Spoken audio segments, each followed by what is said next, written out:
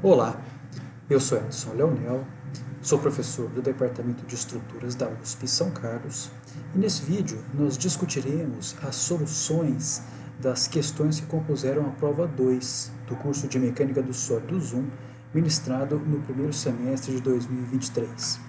Assim, na restante desse vídeo nós apresentaremos os enunciados das questões e em seguida as resoluções. Essa prova foi composta por 3 questões, sendo que a primeira delas possuía o seguinte enunciado: a estrutura apresentada na figura abaixo é engastada em sua extremidade esquerda, que é o ponto A, e solicitada por 3 ações concentradas em sua extremidade B, que é a extremidade livre da barra. As ações concentradas são um momento fletor de intensidade igual a 3 kN vezes metro, uma força vertical de intensidade igual a 3 kN e uma força axial aplicada no centro de gravidade da seção transversal de intensidade igual a 3 kN. A viga e os seus carregamentos estão definidos com base em um sistema de coordenadas x, beta, gama, conforme indicado na figura abaixo, ou seja, tanto a geometria quanto os carregamentos estão descritos com base nesse sistema de coordenadas x, beta, gama. A seção transversal, que compõe esta viga, é indicada em seu corte AA, cujas dimensões estão apresentadas em centímetro. Sabendo que a seção transversal dessa viga, conforme apresenta o corte AA, é definida com os eixos Y, Z, os quais são rotacionados de 30 graus em relação aos eixos beta, gama, determine a intensidade da tensão normal atuante no ponto P, indicado no corte AA, para a seção transversal mais solicitada. Então, essa primeira questão ela é simples de ser resolvida, tá? E que requer, na verdade, conhecimentos consolidados em relação à determinação das tensões normais na flexão. Isso por quê?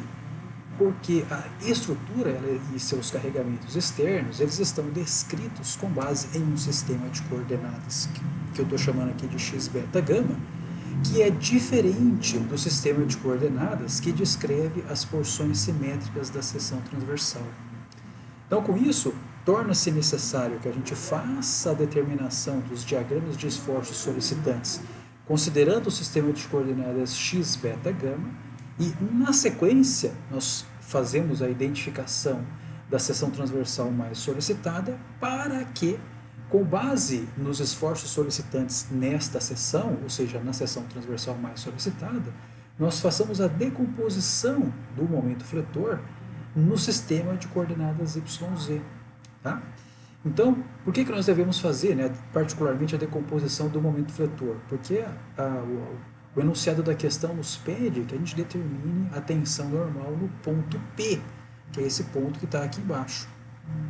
Como a força axial ela é aplicada no centro de gravidade da seção transversal, então essa força axial ela vai simplesmente gerar força normal ao longo do comprimento da barra, né? Uma vez que do sistema de coordenadas, o eixo X, né, ele é comum, né, tanto para a descrição geométrica dos carregamentos, quanto para a descrição, que é o eixo, né, perpendicular ao plano da seção transversal, quando eu analiso os eixos Y e Z. Tá? Então, qual é a estratégia de solução? Primeiro, façamos a imposição do equilíbrio da barra, considerando o sistema x, beta, gama, calculamos as reações de apoio, fazemos o traçado dos diagramas de esforços solicitantes, fazemos a identificação da seção transversal mais solicitada. Em seguida, com base na identificação desses esforços, nós decompomos, né, os esforços solicitantes que atuam no sistema beta-gama para o sistema YZ. Uma vez concluída essa etapa, a gente faz a determinação das propriedades geométricas da seção transversal, ou seja, área, momento de inércia em torno do eixo Z e momento de inércia em torno do eixo Y, e aí depois é só aplicar a formulinha, né, de determinação das tensões normais na flexão, que nós já discutimos em sala de aula e também em vídeos, né, anteriores tratando da determinação das tensões normais na flexão. Então, para isso, né, tomamos a estrutura descrita no sistema x, beta, gama, com a sua condição de vinculação e também com os seus carregamentos externos atuantes, para isso, né, o passo seguinte é encontrar o diagrama de corpo livre, ou seja, o diagrama no qual nós substituímos as condições de vinculação por reações de apoio equivalentes aos graus de liberdade vinculados. Então, como o problema ele é plano e o engaste, né, que atua na estrutura, ele está no ponto A, o engaste ele impede os deslocamentos da estrutura nas direções horizontal e vertical, ou seja, nesse caso específico, né, na direção x e na direção beta, e também impede a rotação, né, no plano x-beta. Então, com isso, precisa surgir, né, como reações de apoio, uma reação horizontal na direção de x, uma reação vertical na direção de beta e um momento fletor cujo vetor momento está orientado na direção de gama, certo? Então, para isso, ó, vamos impor as condições de equilíbrio. No caso plano, ou seja, somatória de forças em x igual a zero, somatória de forças em y igual a zero e somatória de momentos, nesse caso específico, em torno do eixo gama igual a zero. Então, fazendo somatória de forças em x igual a zero, eu vou ter n, né, para um lado e o 3 do outro. Então, força normal vai dar 3.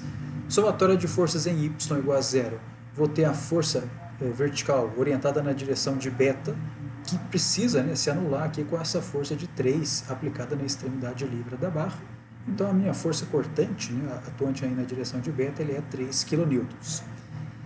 Já a somatória de momentos em torno do eixo gama tem que ser zero, né, para que o equilíbrio aconteça. Então, eu tenho a contribuição de momento devido à força vertical de 3 kN. Então, basta que eu tome, né, 3 vezes 3, onde esse 3 aqui é o braço de alavanca, né, o comprimento da barra, menos o 3, que é o momento externo atuante, mais o m gama, isso aqui tem que dar zero. Então, se você ainda tem dúvida sobre o fato de por que tem um sinal negativo aqui, ó, na determinação desse momento associado à força, utilize a regra da mão direita. Coloque a ponta dos dedos no sentido da força e a palma da mão ela deve ser orientada no sentido do ponto de aplicação da força até o ponto em torno do qual você está somando os momentos. Então, ó, nesse caso, a força está sendo aplicada aqui, ó, no ponto B e eu estou somando os momentos em relação ao ponto A. Então, quando nós fazemos a regra da mão direita, o nosso polegar, que indica o sentido do vetor momento, ele está orientado no sentido negativo do eixo gama. Tá? Então, por isso que a gente atribui aqui um sinal negativo para ele. O mesmo acontece com esse momento de 3 aqui, ó, tá? Que é o momento m gama, cujo vetor também está orientado no sentido negativo de gama. Tá bem? Já o momento de reação de apoio, que eu arbitrei ele aqui, ó, eu arbitrei ele com sentido positivo, ou seja, com o vetor momento apontando para a direção positiva do eixo gama. Então, fazendo esse equilíbrio, a gente descobre, né, 3 vezes 3 dá 9, mais 3, 12, que o momento de reação ele vale 12 kN vezes metro. Tá bem? Uma vez determinadas as reações de apoio, a gente pode fazer o traçado dos diagramas de esforços solicitantes de uma maneira bem simples. Né? A gente utiliza as relações diferenciais, né, que nós já vimos lá anteriormente no curso, onde nós sabemos que o dn de x dx é igual ao menos p de x, o dv de x dx é igual ao menos q de x, e o dm de x dx ele é igual ao v de x. Né? Então, as variações, né, do cortante está associado com a função que descreve o carregamento distribuído na direção perpendicular ao eixo da barra. O momento fletor está associado com a força cortante e a força normal está associada com a função que descreve a variação da força distribuída na direção paralela ao eixo da barra. Como na barra que nós estamos analisando nós não temos nenhum tipo de força distribuída, né, seja ela paralela ao eixo da barra ou perpendicular ao eixo da barra, nós concluímos que tanto a força normal quanto a força cortante elas vão apresentar variação constantes. Tá? Então, nesse caso aqui, ó, da força normal, a gente descobre, né, facilmente que ao longo de todo o comprimento da barra, a força normal atuando, ela vale 3 kN e, além disso, né, ela é uma força normal de tração, né, uma vez que essas forças axiais tendem a alongar a barra. Já a força cortante, ela também é constante pelo fato de eu não ter forças distribuídas na direção perpendicular ao eixo da barra. E além disso, né, ó, tanto o cortante na extremidade esquerda ou no ponto A, quanto o cortante na extremidade direita ou no ponto B, eles tendem a fazer a barra girar no sentido horário, o que na nossa convenção é positivo. né? Então, o diagrama de força cortante que nós obtemos, ele é constante, positivo e de intensidade igual a 3. Já o momento fletor, nós sempre traçamos, né, a variação do momento fletor na porção tracionada da barra. Então essa é a nossa convenção para o traçado do diagrama de momento fletor. Então, se você ainda tem dúvida de identificar qual é a porção que está sendo tracionada da barra, utilize seu próprio dedo para isso, né? Então, vamos identificar aqui, ó, no ponto B, ou na extremidade livre da barra, se esse momento de 3 ele está tracionando a parte superior ou a parte inferior. Então, utilize seu dedo e aplique sobre a extremidade do dedo, né, o momento fletor que está atuando lá. Nesse caso, o 3, que é o momento fletor negativo. E aí você analisa, né, ó, o que acontece com as rugas do seu dedo, né? Então, quando a gente faz essa ação sobre o nosso dedo, a gente percebe que a porção tracionada é a parte de cima do dedo, ou seja, a gente percebe claramente que as rugas da parte de cima elas tendem a alongar, enquanto as rugas da parte de baixo, né, elas tendem a se aproximar ou a encurtar. Então, com isso a gente identifica, né, de forma fácil que no ponto B a porção tracionada da barra é a parte de cima, e o mesmo acontece no ponto A. Tá? Quando a gente aplica ali, ó, o momento de 12 kN vezes metro, que é a reação do apoio, a gente verifica também, né, por meio dessa analogia com o nosso dedo, que a porção que está sendo tracionada também é a porção de cima. Tá bem? Então, com isso a gente descobre, né, ó, que os momentos, né, ó, fletores nas extremidades da barra, ambos tracionam a parte superior, e além disso, né, como a força cortante ela tem variação constante, o momento tem variação linear. Então, basta que a gente conecte esses dois pontos, né, por meio de uma reta, uma vez que ambos tracionam a parte superior da barra. Então, ó, como a simples análise, ó, dos diagramas de esforços solicitantes, nós verificamos que a força normal ela solicita igualmente todas as seções transversais da barra.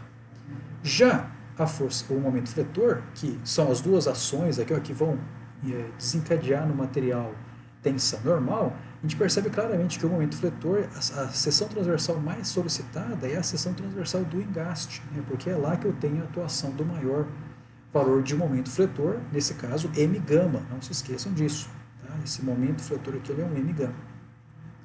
Então agora já fizemos o equilíbrio, identificamos qual é a seção transversal mais solicitada, né, e já quantificamos o esforço solicitante. Então vamos passar para a determinação das propriedades geométricas da área. Então a gente deve calcular, né, aqui, né, ó, a área, posição do centro de gravidade e os momentos de inércia em relação aos eixos Y e Z. A seção transversal que nós estamos tratando aqui, que compõe essa barra, é uma seção transversal do tipo canaleta, como essa que está mostrada aqui, ó, na figura no canto inferior direito. Então o cálculo da área é cálculo da área mesmo, né? É bem simples. Como as dimensões estão em centímetro, basta que eu tome, né, ó, 15 vezes 5, mais 15 vezes 5, mais 5 vezes esse comprimento todo aqui, ó, que dá 35, e mais 30 vezes 5. Então, somando as porções, né, de área que compõem a seção transversal, com esses valores que eu acabei de mencionar, a gente descobre que a área toda tem 475 centímetros quadrados. Em relação aqui, ó, à direção de Z, a gente percebe, né, que a seção transversal ela possui uma simetria vertical. Então, com isso, a gente já consegue posicionar de forma direta a localização do centro de gravidade em relação à direção de Z, né, uma vez que é em torno de Z, né, a gente sabe que o centro de gravidade vai estar posicionado nessa simetria vertical. No entanto, nós não sabemos ainda, né, ao longo do eixo Y, em qual altura, em qual posição ao longo do eixo Y estará posicionado o centro de gravidade. Para que a gente descubra essa localização e posteriormente a gente calcule, né, os valores dos momentos de inércia em relação ao centro de gravidade da figura plana, nós devemos, né, fazer a somatória de momentos estáticos para que a gente consiga descobrir a posição do centro de gravidade, né, uma vez que o centro de gravidade é o ponto em torno do qual a somatória dos momentos estáticos são nulas, né? Essa somatória é nula. Então, para isso, o que nós fazemos? Né? Como eu quero calcular a localização do centro de gravidade aqui, ó, para o eixo Y, vamos fazer a somatória dos momentos estáticos de todas as áreas que compõem a seção transversal em relação ao eixo passando pela extremidade inferior da seção transversal, e aí depois a gente divide isso aí pela área. Então, começando aqui, ó, de cima para baixo, né, nós calculamos o momento estático como sendo a área vezes a distância do centro de gravidade do subcomponente até o eixo em torno do qual nós estamos somando os momentos. Então, começando de cima para baixo, nós teremos 15 vezes 5, que corresponde a essas partes aqui, 15 vezes 5, vezes 42,5, que é a distância do centro de gravidade desse pedacinho aqui até um eixo passando pela extremidade inferior da seção. Então, eu tenho 30 mais 5, 35, mais 7,5 centímetros, para eu encontrar aqui a posição do centro de gravidade desse subcomponente. Então, 35 mais 7,5 dá os 42,5 que está aqui. E aí eu multiplico esse cara por 2, porque eu tenho um pedaço aqui no lado esquerdo e um pedaço simétrico a ele do lado direito. Mais, momento estático dessa parte horizontal aqui. Então, temos a área dele, que é 5 vezes 35, vezes 32,5, que é a distância do centro de gravidade dele até o eixo passando pela extremidade inferior da seção, ou seja, 30 mais os 2,5, que é a metade dessa espessura. E, por fim, momento estático dessa porção vertical, que é 30 vezes 5, que é a área, mais a distância do centro de gravidade dele até o eixo auxiliar, que dá a metade dos 30, que são 15 centímetros. E isso tudo a gente divide pela área. Fazendo a conta, a gente descobre que o y do centro de gravidade é 30,13 centímetros. Então, conhecendo essa localização, devemos fazer agora a determinação do momento de inércia em relação ao centro de gravidade da seção transversal. Então, vamos fazer, como a seção transversal, embora seja de geometria complexa, ela é composta por subcomponentes retangulares, ou seja, subcomponentes de geometria simples. Então, a gente utiliza o teorema dos eixos paralelos para calcular a contribuição de inércia de cada um desses subcomponentes em relação ao centro de gravidade da figura. Então, começando, como sempre, por essas partes verticais aqui superiores, então eu vou ter a base vezes a altura ao cubo sobre 12, mais a área dele, 5 vezes 15, vezes a distância, o centro de gravidade dele até o centro de gravidade da seção. Então, usando aquele algoritmo que nós já discutimos em sala de aula e também nos vídeos anteriores que tratam sobre a determinação das tensões normais na flexão, basta que a gente subtraia a distância do centro de gravidade do componente até a sua extremidade inferior da seção, e aí eu subtraio dessa distância que é o y do centro de gravidade. Mas se eu pegar 42,5, que é a distância daqui até aqui embaixo, e subtrair o y do CG, ou seja, a coordenada do centro de gravidade da seção, o que sobra dessa conta é a distância do centro de gravidade do componente até o centro de gravidade da seção. Nesse caso, eu multiplico por 2 porque eu tenho duas porções que contribuem igualmente para a inércia. Depois, calculando a inércia aqui dessa parte horizontal, que eu vou ter a base, que é 35, vezes a altura ao cubo dividido por 12, ou seja, 5 ao cubo sobre 12, mais a área dele, 35 vezes 5, vezes essa mesma distância, que dá o 32,5 menos 30,13, ou seja, esse carinha aqui menos esse. Mais contribuição de inércia da parte vertical, então eu vou ter 5 vezes 30 ao cubo sobre 12, mais 5 vezes 30, que é a área, vezes a distância entre o centro de gravidade do componente até o centro de gravidade da seção ao quadrado. Então, o que dá esse 15 menos 30,13 ao quadrado. Fazendo a conta, a gente descobre facilmente aqui que o nosso IZ ele dá 72.700,11 centímetros a quarta. Para a gente determinar agora quem é o IY, nós nem precisamos fazer a determinação da localização do centro de gravidade, porque a gente já sabe que o centro de gravidade aqui está na simetria vertical. Então, basta que a gente calcule que as contribuições de inércia dessa porção aqui, vertical esquerda, e da porção vertical direita em torno do eixo Y. Então, para essas duas porções aqui de área, nós temos que utilizar o termo dos eixos paralelos, uma vez que existe uma distância não nula entre o centro de gravidade do subcomponente e o centro de gravidade da seção. Essa distância ela é nula para essas porções aqui, horizontal e vertical, uma vez que para essas duas porçõezinhas aqui, o centro de gravidade do subcomponente coincide com o centro de gravidade da seção. Então, calculando aqui, aplicando o teorema dos eixos paralelos para a gente calcular o momento de inércia em torno do eixo Y, então eu vou ter a base, que é 15, vezes a altura, 5 ao cubo, dividido por 12, mais a área dele, 5 vezes 15, vezes a distância do centro de gravidade dele até o centro de gravidade da seção, que dá a metade desse comprimento de 25 aqui, então 25 dividido por 2 dá 12,5, mais a metade dessa espessura de 5, que é 12,5. Então, 12,5 mais 2,5, isso dá 15. Então, por isso que aparece aqui, ó, 15 ao quadrado. Isso eu multiplico por 2 porque eu tenho duas porções, né? Uma na esquerda e outra na direita. Mais, né, a contribuição de inércia dessa parte horizontal. Então, eu vou ter a base 5 vezes 35 sobre 12. Nesse caso, eu não preciso, né, calcular a contribuição de área vezes a distância ao quadrado, porque essa distância é nula, ou seja, o centro de gravidade do subcomponente ele coincide com a linha de simetria da seção transversal, ou seja, com a linha na qual o centro de gravidade está posicionado. Mais, né, a contribuição de inércia da parte vertical, que é 30 vezes 5 ao cubo sobre 12, que também, né, a porção de área vezes distância ao quadrado é nula pelo mesmo motivo, ou seja, o centro de gravidade do subcomponente ele coincide com o centro de gravidade da seção. Então, fazendo essa continha aqui, a gente descobre, né, que o momento de inércia em torno do eixo Y dá os 52.239,58 centímetros a quarta. Então, uma vez determinados, né, do equilíbrio, a identificação da seção transversal mais solicitada e as propriedades de área da seção transversal, temos que fazer a decomposição do esforço solicitante ao longo dos eixos Y e Z, né, que no fundo são os eixos coordenados que contêm, né, a simetria da seção transversal. Então, para isso, né, a gente deve analisar cuidadosamente o sentido de atuação do momento fletor, tá? Porque ele é quem nós devemos decompor, né, nas direções Y e Z, uma vez que a força axial ela atua na direção de X, que já é a direção paralela, né, ao eixo da barra e, consequentemente, a direção do vetor normal ao plano da seção transversal.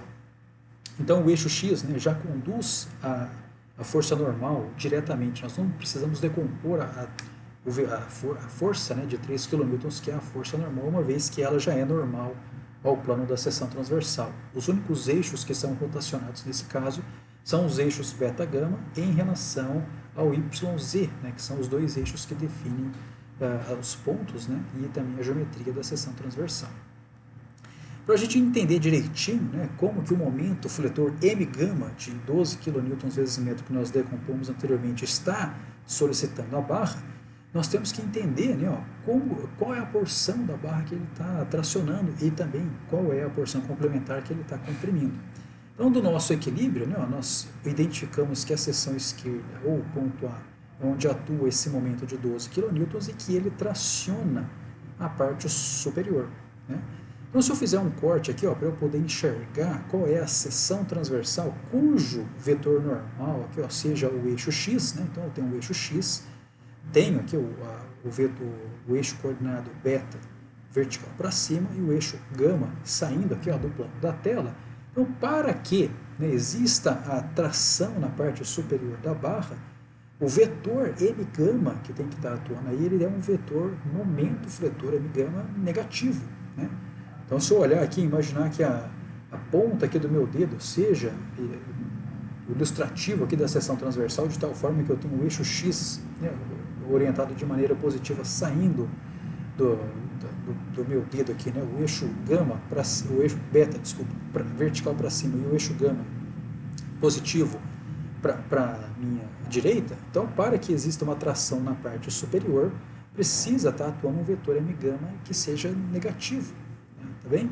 Então, isso que eu acabei de narrar está ilustrado nesta figurinha aqui, onde eu tenho a reação do apoio. E para que a tração aconteça na parte superior, o momento de 12 aqui, ele tem que estar orientado na direção de gama negativo, ou seja, o vetor momento de gama ele é negativo. Então, quando eu analiso aqui, no plano da seção transversal, descrito aqui, por beta e gama, e aqui eu fiz um desenho com uma geometria qualquer apenas para ilustrar o posicionamento do vetor M-gama na figura plana, né, ou na área que descreve a seção transversal, a gente percebe que nesse caso o nosso momento de 12 ele tem que ser negativo. Tá? Então, quando eu posiciono esse vetor de 12 aqui, lá na seção transversal, agora descrita por Y e Z, que possuem, né, também uma descrição aqui, beta e gama rotacionados de 30 graus, né, a gente percebe que o vetor momento que está solicitando aquela seção transversal ele é o momento M-gama, cujo vetor é negativo. Então, para eu fazer essa decomposição aqui, ó, vetorial desse momento m gama, esse momento m gama vai resultar em um momento mz negativo e também um momento my, que também é negativo. Tá? Então, para isso, basta que eu multiplique, né, ó, o momento m gama pelo cosseno do ângulo de 30 graus e também pelo seno do ângulo de 30 graus para que eu consiga determinar as componentes do m gama atuando na direção de z e na direção de y. Tá? Então, quando a gente faz essa continha, né, então eu vou ter 12 cosseno de 30, que dá menos 10 e 39, tá? Negativo, porque o vetor ele atua na direção de z negativo. E o momento my também vai ser menos 12 seno de 30, uma vez que o vetor, né, momento que é m gama, a componente dele está orientada na direção de y negativo. Então, uma vez que já fizemos essa decomposição de esforços solicitantes, então é só fazer a continha da tensão. Então, a tensão vai ser quem? A força normal de 3, que é positivo pelo fato de ser tração, dividido pela área da seção transversal, menos, né, o valor do momento, mz, que nesse caso é menos 10,39, dividido pelo momento de inércia em torno do eixo z, que nós determinamos no estágio anterior, vezes a coordenada y do ponto onde nós estamos calculando a tensão. Então, a coordenada y do ponto P, que nós queremos calcular a tensão, é o próprio y do centro de gravidade. Né? Lembrando que sempre a origem do nosso sistema de coordenadas está no centro de gravidade da seção. Então, a coordenada, né, ou a distância aqui, ó, da origem até o ponto P, é o próprio y do centro de gravidade, ou seja, 30,13 centímetros. Porém, como esse ponto está localizado na região negativa do eixo y, ele recebe um sinalzinho negativo. Tá bem? Eu coloquei aqui esse valor de menos 0,3013 para indicar que é a posição em metros do ponto no qual nós estamos calculando a tensão. E para terminar, a contribuição de tensão devida ao MY, que é mais, né, o valor do MY, vezes a coordenada Z desse ponto. Então, como essa espessura toda vale 5 centímetros, a metade dela vale 2,5 centímetros. Então, o ponto P está localizado aí na coordenada Z igual a 2,5 centímetros ou 0,025 metros. E isso a gente divide pelo Y, que nós já tínhamos determinado no slide anterior. Então, fazendo essa conta, a gente descobre que a tensão no ponto P ela tem intensidade igual a menos 4.530,04, negativo pelo fato de ser uma tensão de compressão. Bom, a segunda questão que compôs essa prova possui o seguinte enunciado. 3 tábuas são conectadas por parafusos com 14 milímetros de diâmetro com espaçamento longitudinal de 150 milímetros ao longo do eixo longitudinal da viga. Para uma força cortante vertical na viga igual a 10 kN, determine a tensão de cisalhamento média nos parafusos. A solução desse problema ela não é complexa e envolve, né, a igualdade entre os fluxos de cisalhamento solicitante e resistente. O fluxo de cisalhamento atuante ele vai ser uma função da força cortante que atua no problema, nesse caso 10 kN, e o fluxo de cisalhamento resistente ele é uma função da força que atua no parafuso.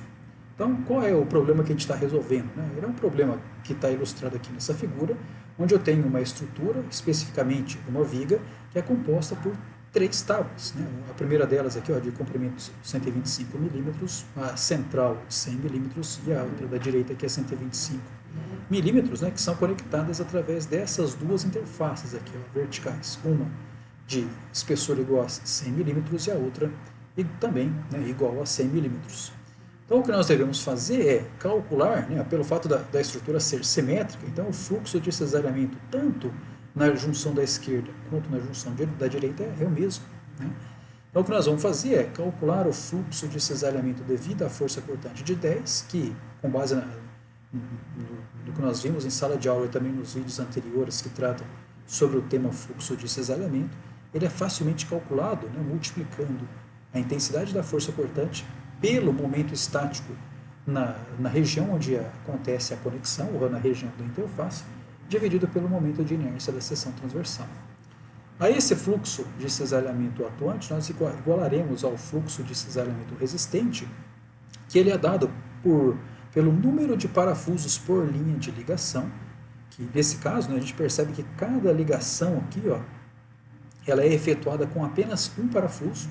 Então, nós teremos um parafuso por linha de ligação, vezes a força que é resistida, né, ou é mobilizada no parafuso, dividido pelo espaçamento longitudinal entre os parafusos naquela linha.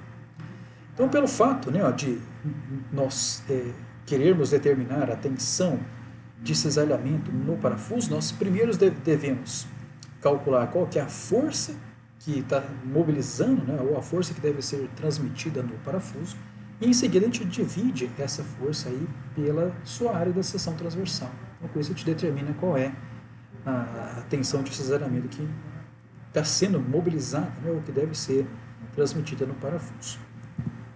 Então, para isso, a gente pode calcular de forma muito tranquila a área da seção transversal que a gente está analisando. Então, para isso, basta que a gente tome aqui 350 vezes 100, então, ou seja, esse comprimento todo, né, 125 mais 125 dá 250, mais 100, 350, vezes 100, então temos toda essa área superior, mais a área inferior, que é 100, que é essa dimensão aqui, vezes os 250 menos 100, que dá 150.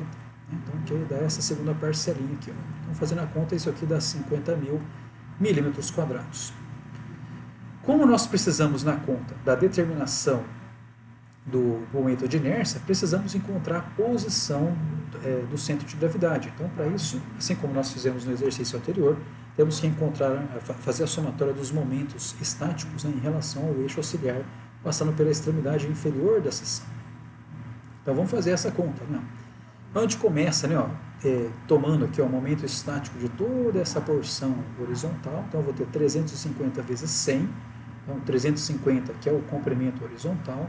100, que é essa distância aqui, vertical. Então, isso aqui me dá a área. E qual que é a distância do centro de gravidade dessa área até o eixo auxiliar, passando pela extremidade inferior da seção?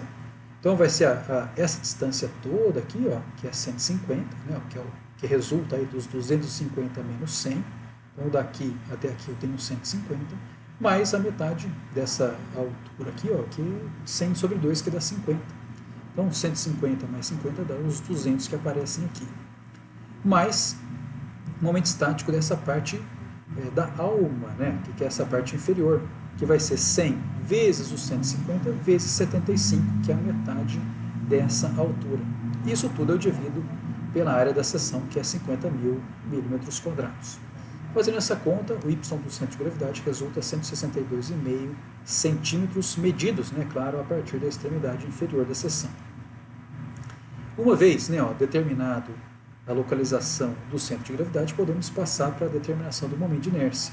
Então, vamos utilizar o teorema dos eixos paralelos, onde nós teremos, né, a base, né, começando de cima para baixo, né, a base que é 350 vezes 100 ao cubo sobre 12. Então, tem essa base aqui, que é 350 vezes 100 ao cubo sobre 12, mais a área dele vezes a distância, o centro de gravidade dele até o centro de gravidade da seção, que eu faço, né, subtraindo os 200 do 162,5 ao quadrado. Tá? Mais contribuição aqui, de inércia dessa parte inferior, que eu vou ter 100 vezes 150 ao cubo sobre 12, mais a área dele, 100 vezes 150 vezes a distância do centro de gravidade dele até o centro de gravidade da seção. Então, se a distância do centro de gravidade desse pedacinho aqui, que vem, né, esse retângulo aqui, inferior, do centro de gravidade dele até a extremidade inferior vale 75, né, subtraindo do y do centro de gravidade, que é 162, isso aqui me dá esse bracinho de alavanca, né, que nós devemos considerar aqui no cálculo aí do teorema dos eixos paralelos. Então, a nossa inércia, depois de feito a conta, ele dá 2,2135, 10 a oitava, milímetros a quarta. Até aí, tudo bem, né? Já sabemos qual é a intensidade da força cortante, já sabemos qual é a intensidade do momento de inércia. Temos que calcular agora qual é o momento estático da seção transversal no ponto de conexão, ou no ponto de interface, ou ainda no ponto onde o parafuso vai conectar, certo? As porções que serão acopladas da seção transversal. Então, para isso, a gente, com uma simples olhada, né, no desenho ilustrativo da seção transversal, a gente percebe que essa conexão ela é feita nesta interface, né, que é simétrica de cá, né, da direita, é igualzinho. Então, para eu calcular o momento estático, né, eu preciso fazer um corte aqui para remover uma porção, né, da seção transversal do restante, né, passando exatamente pela linha aqui, ou pela porção da interface que vai ser conectada. Então, se eu pegar esse retângulo aqui, ó, de dimensão 100 e 125, né, então é essa área aqui, ó, que eu devo remover, que eu devo arrancar da seção transversal, e é nela, sobre ela, né, na verdade, que eu devo calcular o momento estático.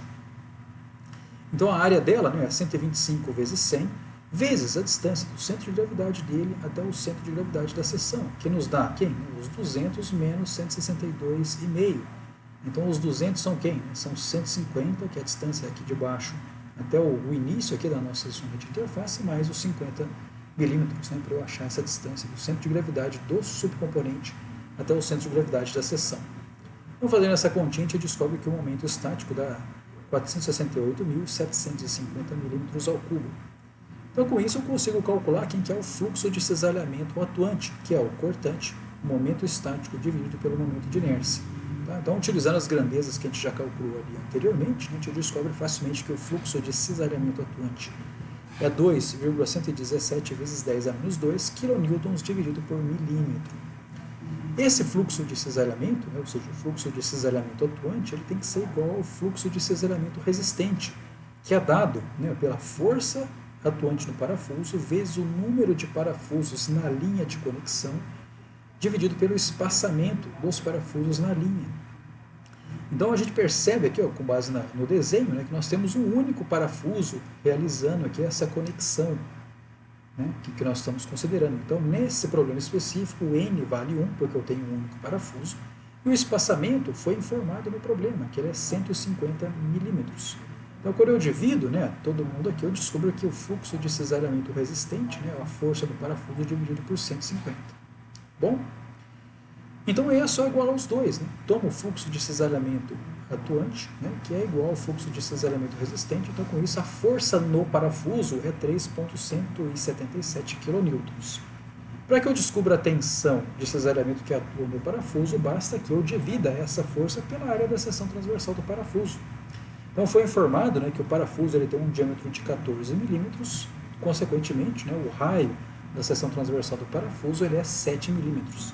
Então, para eu calcular a tensão, basta que eu divida essa força de 3,177 pela área da seção transversal, que é π vezes o raio ao quadrado. Então, eu estou transformando aqui os 7 milímetros para metros, né? 7 vezes 10 a 3 metros ao quadrado. Então, a tensão de cisalhamento atuante é 20.638,8 kN por metro quadrado.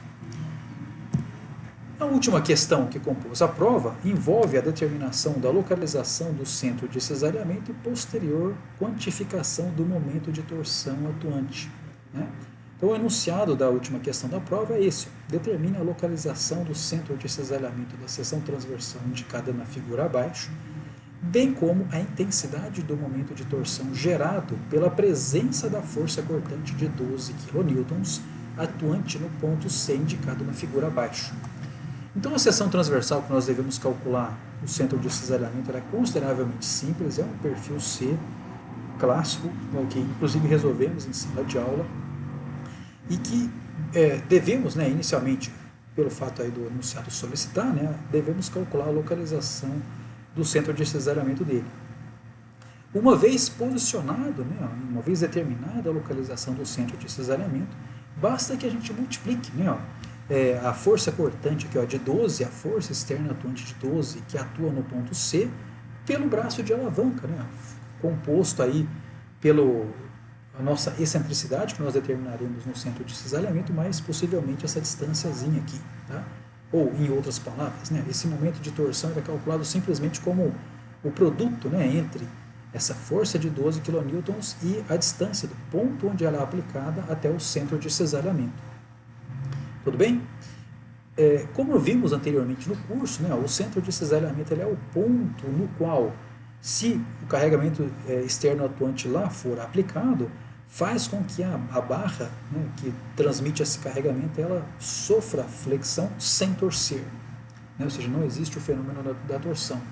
Porém, isso é difícil de acontecer, né, porque em diversas situações o centro de cisalhamento está inclusive posicionado fora do domínio da seção transversal. Então, em situações como essa, torna-se de grande importância a determinação do centro de cisalhamento para que a gente consiga quantificar o momento de torção que vai solicitar a nossa barra, e uma vez que a gente consegue quantificar esse efeito, a gente consegue dimensionar adequadamente a estrutura. Então, para a gente calcular, né, o centro de cisalhamento, temos que descrever, né, como varia o fluxo de cisalhamento ao longo dos componentes da seção transversal, e em seguida a gente integra esse fluxo de cisalhamento para encontrar uma força equivalente. Depois é só fazer o equilíbrio, tá, dessas forças equivalentes atuantes nas porções, né, da seção transversal. Para a gente calcular esses fluxos e, consequentemente, a força nos elementos que compõem a seção transversal, a gente precisa inicialmente determinar o momento de inércia da seção transversal, especialmente nesse caso aqui em torno do eixo Z, né, porque a carga atuante aqui ela está atuando no eixo Y. Então, dada a simetria da seção transversal aqui na direção horizontal, a gente sabe, né, que o centro de gravidade está posicionado aqui na metade dessa altura de 150 milímetros, ou seja, na simetria horizontal da seção transversal. Então, com isso, né, a gente já pode aplicar o teorema dos eixos paralelos diretamente.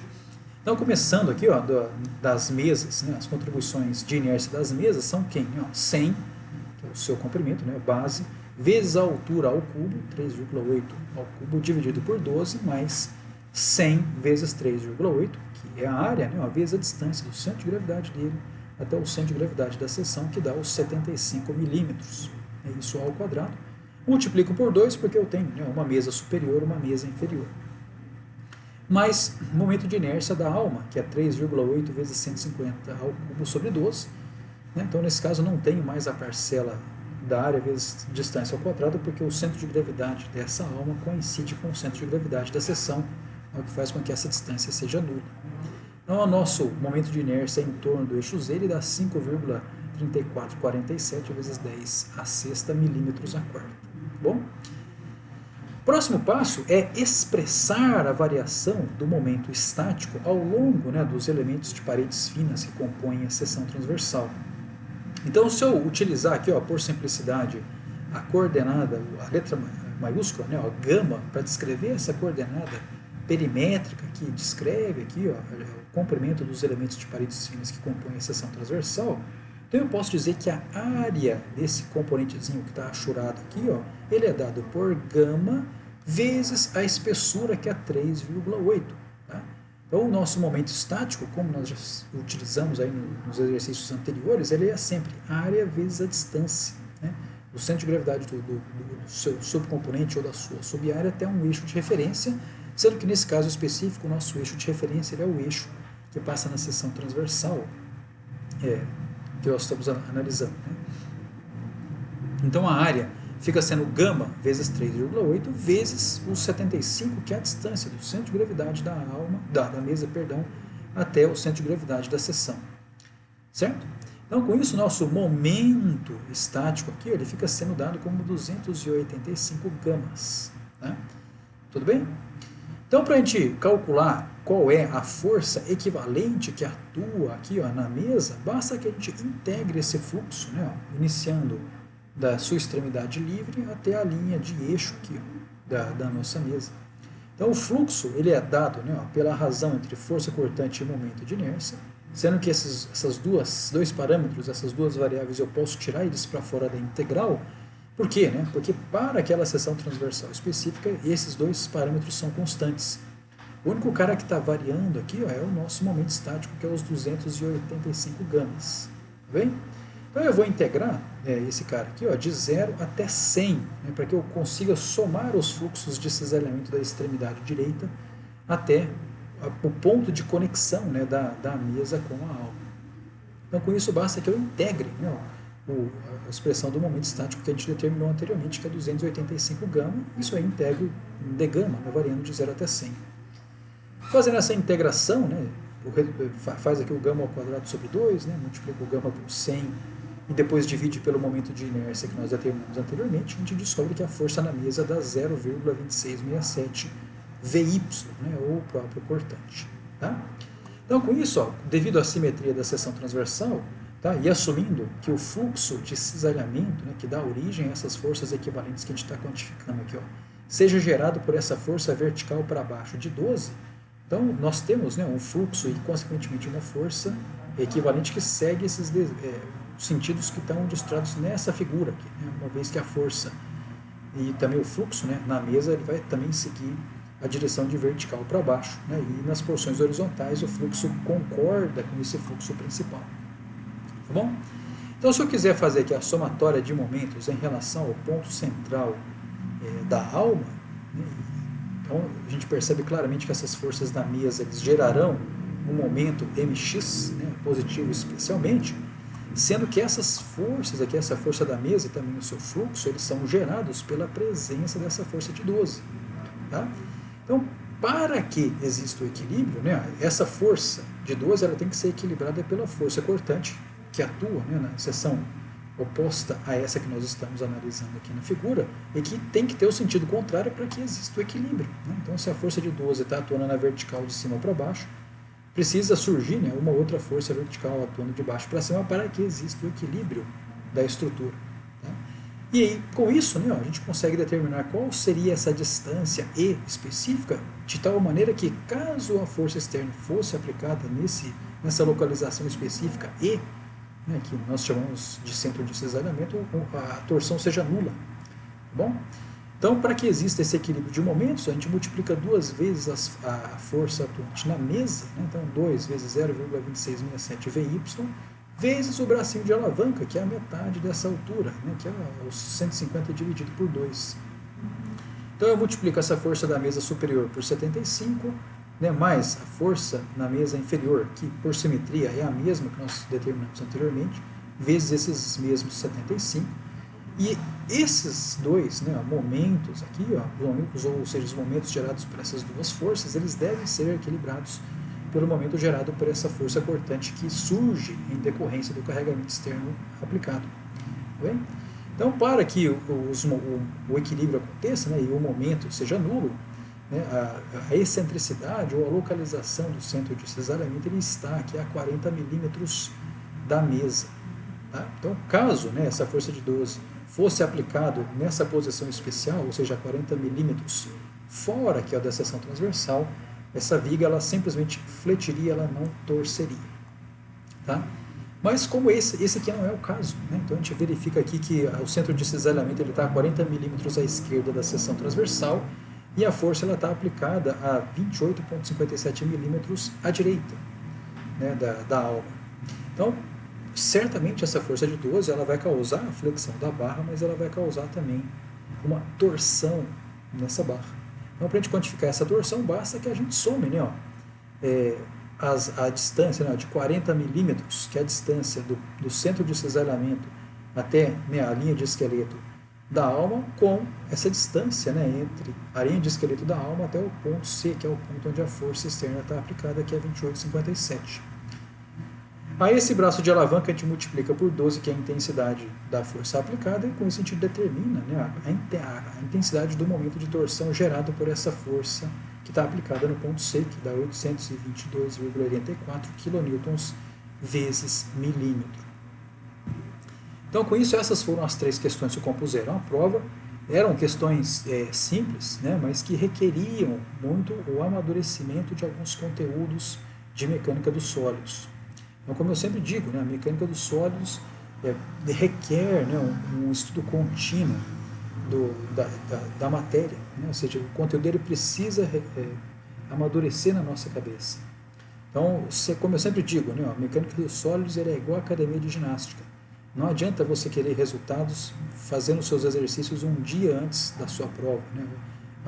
A melhor estratégia para se estudar a mecânica dos sólidos é uma estratégia contínua, estudar um pouco por semana, né? Estar sempre estudando o conteúdo da matéria para que esse conteúdo vá devagarzinho, né, paulatinamente amadurecendo na nossa cabeça. Aí com isso a gente consegue resolver de forma simples os exercícios que a gente propõe. Tá? Então, muito obrigado por assistir um vídeo. Grande abraço.